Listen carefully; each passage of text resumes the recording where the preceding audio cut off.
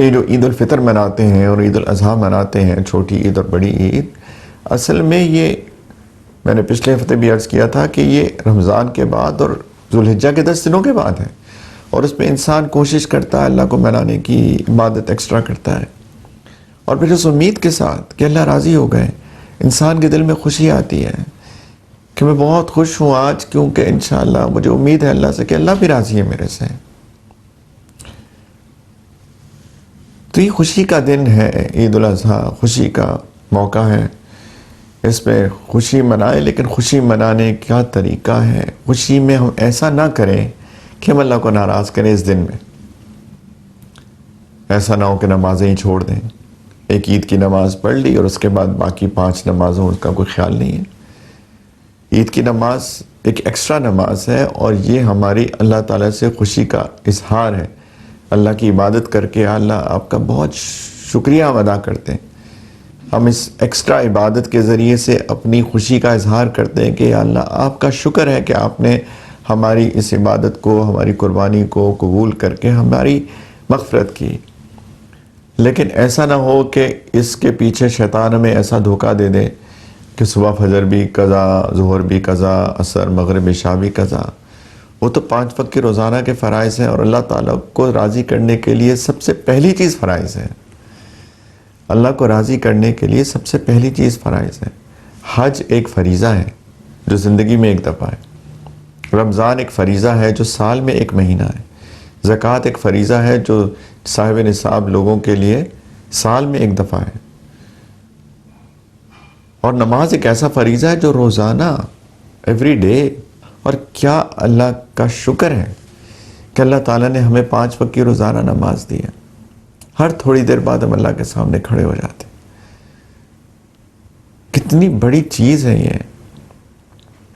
ایک کرسچن خاتون امریکہ میں جانتا ہوں، وہ صرف اس لیے مسلمان ہوئی کہ انہوں نے کہا کہ میں نے اسلام کا مطالعہ کیا، اور سب سے بڑی چیز جو مجھے لگی اسلام میں کہ 5 وقت یہ لوگ روزانہ نماز پڑھتے ہیں۔ بہت ایک نیک خاتون ہیں، اور پہلے بھی ان کے اندر نیکی تھی اور اللہ سے ان کا تعلق تھا، لیکن وہ لوگ ہفتے میں 1 دن چرچ جاتے تھے۔ تو انہوں نے کہا کہ ہم ایک ہفتے میں 1 دن عبادت کرتے ہیں، میں نے جب مسلمانوں کو دیکھا یہ روزانہ 5 وقت نماز پڑھتے ہیں تو مجھے اس چیز نے سب سے زیادہ اٹریکٹ کیا، اور وہ خاتون مسلمان ہو گئی کہ میں 5 وقت روزانہ نماز پڑھ پاؤں گی، ہر تھوڑی دیر بعد اللہ کے سامنے کھڑے ہو جاؤں گی، اللہ سے باتیں کروں گی، اللہ کے سامنے جھکوں گی، اللہ کے سامنے سجدہ کروں گی، اللہ سے دعا کروں گی۔ کتنی بڑی نعمت ہے ہمارے پاس کہ ہماری اللہ تعالیٰ نے ہمیں محروم نہیں کیا، اللہ تعالیٰ نے ہمیں اپنے سے دور نہیں کیا۔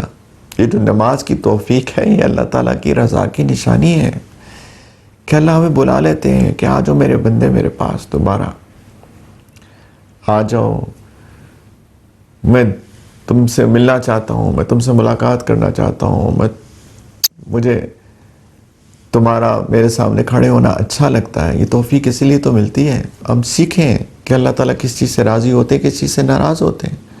لوگ ایسے ہلا گلا کرتے ہیں جس کے اندر اللہ تعالیٰ کی ناراضگی ہوتی ہے۔ ایسے ہلے گلے نہ کریں، ہم خوشی منائیں، رشتہ داروں سے ملیں، ضرور ملیں، لیکن اس کے اندر کوئی ایسی رسم نہ ہو، کوئی ایسا رواج نہ ہو، کوئی ایسا فنکشن نہ ہو جو اللہ کی ناراضگی کا سبب بن جائے۔ ایسا نہ کیجیے۔ رشتہ داروں سے ملیں، جن سے کبھی ناراضگی ہو جاتی ہے ان کو بھی منا لیں۔ قطع رحمی حرام ہے، اللہ نے حکم دیا ہے کہ دیکھو رشتہ داریاں مت توڑنا۔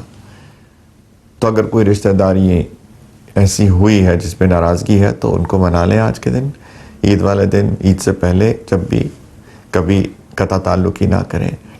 سب سے پہلے حق تو رشتہ داروں کا ہے، لیکن وہ لوگ جو کہ ڈپرائیوڈ ہیں سوسائٹی میں، معاشرے میں، جو لوگ جن کے پاس بہت نہیں ہے اور اللہ نے اگر آپ کو دیا ہے تو ان کو بھی گلے لگائیے۔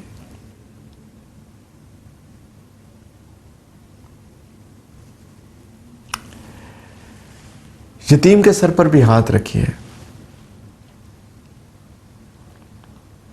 فَأَمَّا الْيَتِيمَ فَلَا تَقْهَرْ وَأَمَّا السَّائِلَ فَلَا تَنْهَرْ۔ یتیم کو اس کو رسوا مت کرو، سائل کا انکار مت کرو، جھڑکی مت دو، ان کے ساتھ بد تہذیبی نہ کرو، بدتمیزی نہ کرو، ان کو گلے لگائیے، ان کے سر پہ ہاتھ رکھیے، بے سہاروں کے سہارا بنیے۔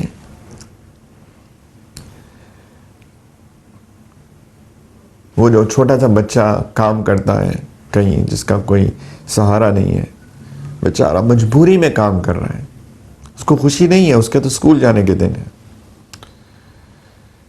اس کو تو پڑھنے کے دن ہے اس کے، لیکن وہ اپنی مجبوری میں کام کر رہا ہے، پڑھ نہیں پا رہا کیونکہ اس کے گھر میں ضرورت ہے۔ اس کا سہارا بنیے، اس کو اسکول بھیجیے۔ وہ آپ کے بچوں کی طرح ہے، وہ ہمارے بچوں کی طرح ہے، اس کو گلے لگائیے۔ کبھی ایسے بچے کو گلے لگا کے دیکھیے آپ، اس کی آنکھوں میں چمک آئے گی، اس کو محسوس کیجیے، آپ کے دل میں ٹھنڈک پڑے گی۔ یہی تو ہے سکون، یہی تو ہے اطمینان، دل کی خوشی، جو مال پیسے سے نہیں ملتی ہے۔ کسی مال سے دل کی خوشی نہیں خریدی جا سکتی ہے۔ دنیا کی کسی دکان میں خوشی بکتی نہیں ہے۔ ایک اللہ کی طرف سے ایک نعمت ہے جو اللہ تعالیٰ جس کو چاہتے ہیں عطا کرتے ہیں، لیکن اس کو عطا ہوتی ہے جو اللہ کی مان کے چلتا ہے۔ یقین جانیے کسی مال سے خوشی نہیں خریدی جا سکتی۔ ناچ گانوں کی محفلیں، اللہ کو ناراض کرنے والی محفلیں، وقتی طور پہ انسان اپنے آپ کو بھلا تو سکتا ہے، لیکن اس سے دل کا اطمینان حاصل نہیں کر سکتا ہے۔ تو پلیز یہ خوشی کا دن ہے، اللہ کی خاطر خوش ہوں، اپنے رشتہ داروں کو مبارکباد دیجئے، جوڑیے، غریبوں کا خیال کیجئے، قربانی کریں تو ان کو حصہ دیجئے، دل سے حصہ دیجئے، ان کو ترسا کے مت دیجئے، وہ آئے تو دل سے دیجئے، خوشی خوشی دیجئے۔ ایسا نہ ہو کہ ان کو جھڑک رہے ہیں، چلے جاؤ بس دے دیا نا، ایسے مت کیجئے، ان کو خوشی کے ساتھ دیجئے، ان سے پیار کیجئے، ان کے سر پہ ہاتھ رکھیے، ان کا سہارا بنیے، اور انشاءاللہ تعالیٰ یہی عید کا دن ہمارے لیے آخرت میں خوشی کا سبب بن جائے گا۔ اور اصل خوشی اس دن ہوگی جب اللہ سے ملاقات ہوگی۔ اگر ایسی زندگی گزار کے جائیں گے تو قیامت کے دن جب اللہ سے ملاقات ہوگی، اگر اس دن اللہ راضی ہو گئے تو وہ اصل عید کا دن بنے گا۔ لیکن اس دن کو عید کا دن منانے کے لیے اس عید کے دن کو ایسے منانا کہ اللہ سبحانہ و تعالیٰ ہم سے راضی ہو جائے، یہ لازم ہے۔